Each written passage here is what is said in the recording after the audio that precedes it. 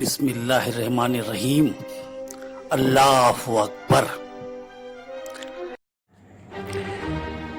ہندوستان میں اسلام کی تاریخ کو لے کر میں اکثر رنجیدہ رہا کرتا تھا۔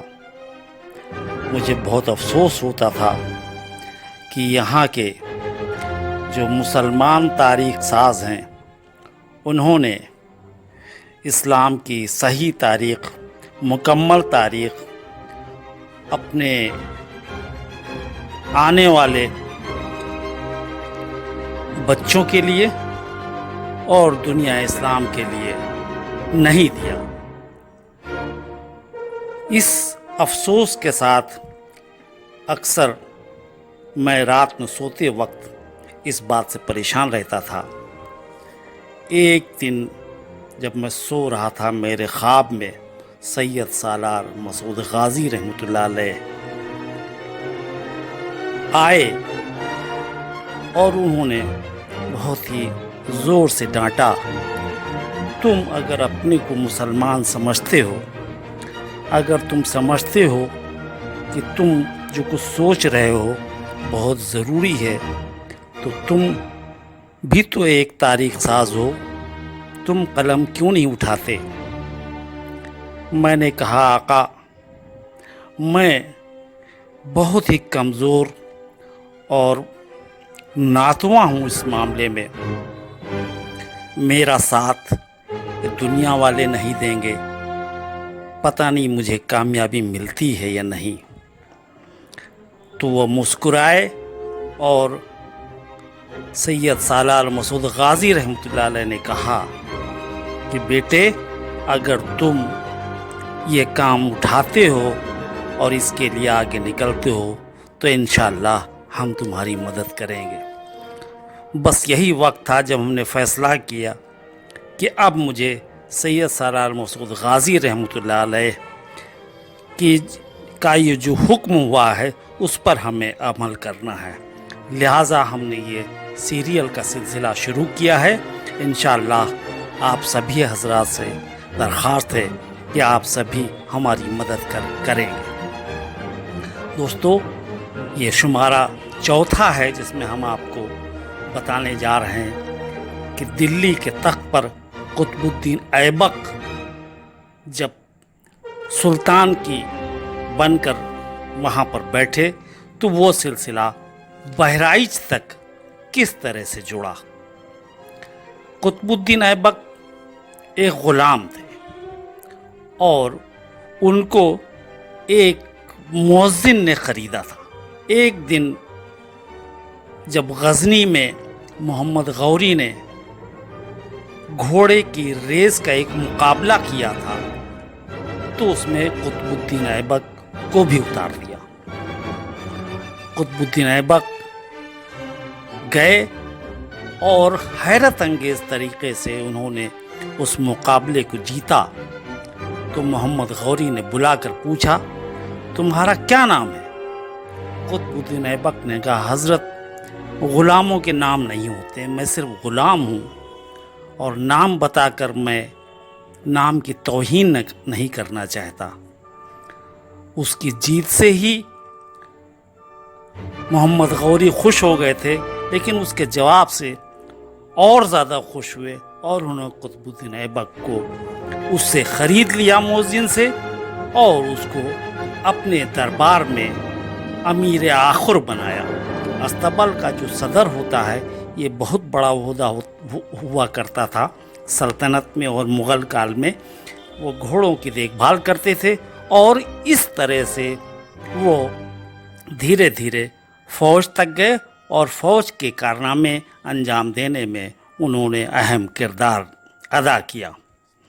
قطب الدین ایبک 1191 میں جب ترائن کے جنگ میں محمد غوری کے ساتھ ہندوستان آئے اور پرتھوی راج چوہان سے جنگ ہوئی، تو اس جنگ میں پرتھوی راج چوہان کے بھائی نے پھندا بنا کر محمد غوری کو گھیر لیا تھا اور محمد غوری بہت بری طرح سے زخمی ہو گئے تھے۔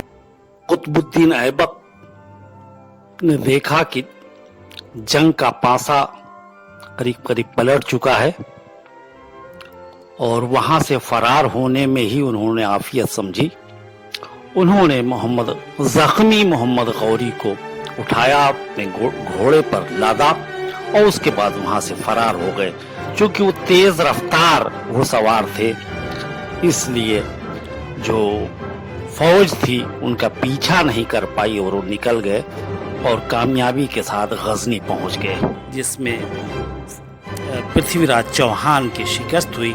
اس میں قطب الدین ایبک کا بڑا کارنامہ رہا، لہٰذا 1192 میں جب ہندوستان کو فتح کیا پرتھوی راج چوہان کو شکست دینے کے بعد، تو وہ واپس غزنی جاتے وقت انہوں نے قطب الدین ایبک کو دلی اور لاہور کا حاکم بنا دیا، امیر بنا دیا، یہاں کا امیر، اور یہاں کی دیکھ بھال کرنے کے لیے ان کو چھوڑ دیا۔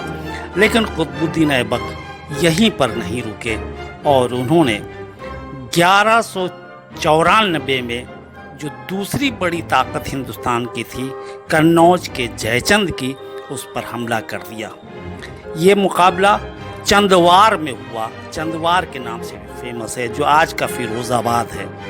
اس چندوار کی جنگ کو انہوں نے فتح کیا اور اس کے بعد پورے ہندوستان میں ان کو کوئی خاص مقابلے نہیں پیش آئے اور وہ ایک ایک کر کے پورے ہندوستان کو فتح کرتے چلے گئے۔ 1197-98 میں بدایوں، کالنجر، مہوبہ، کھجوراہو فتح کر لیا۔ اس کے بعد سیناپتی بختیار خلجی کے ساتھ انہوں نے بہار فتح کیا، بنگال فتح کیا، اور یہ اس طرح سے پورے ہندوستان میں قطب الدین ایبک کی حکومت قائم ہوئی۔ 1197 میں قطب الدین ایبک نے بھیم دیو کو انہل واڑہ میں شکست دی اور اس پر قبضہ کیا۔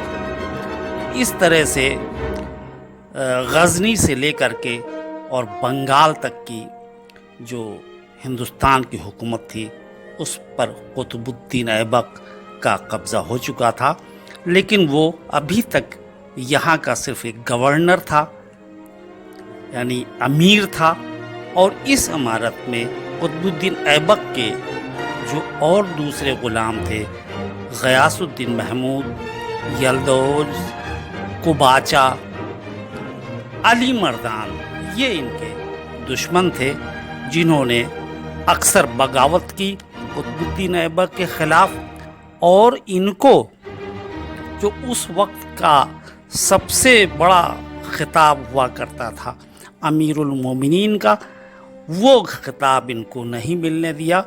بغداد میں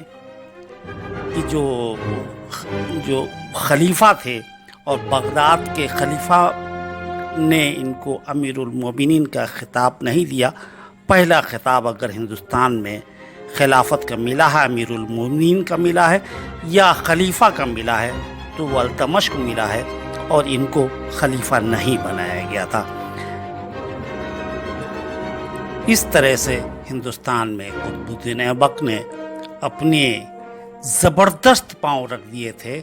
और इसको ये कहा जाता है कि हिंदुस्तान में इस्लामी हुकूमत का दरवाज़ा कुतुबुद्दीन ऐबक ने खोला था। और यहाँ की हुकूमत संभालने के बाद उन्होंने दिल्ली में कुतुब मीनार बनवाने की शुरुआत कर दी थी। उसकी तामीर दिल्ली में हो रही थी। हालांकि लाहौर के किले में ये बैठते थे, वहीं से निज़ाम देखते थे। कुतुब मीनार और लाहौर और दिल्ली में किला, ये दो चीज़ ये तामीर करवा रहे थे। इसकी तामीर के लिए इन्होंने अमीर आराम शाह को दिल्ली में जो है वो तैनात कर दिया था। आराम शाह दिल्ली में रहकर इसकी इमारत की तामीर करवा रहे थे।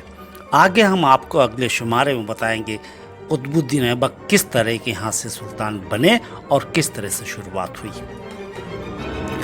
मैं इसी के साथ सभी हजरात जो लोग भी इस शुमारे को देख रहे हैं उनसे मेरी दरख्वास्त है कि इसको आप अपने मोबाइल पर देखें, सब्सक्राइब करें, लाइक करें और अपने दोस्तों से, अपने ग्रुप में सभी से लाइक कराएं।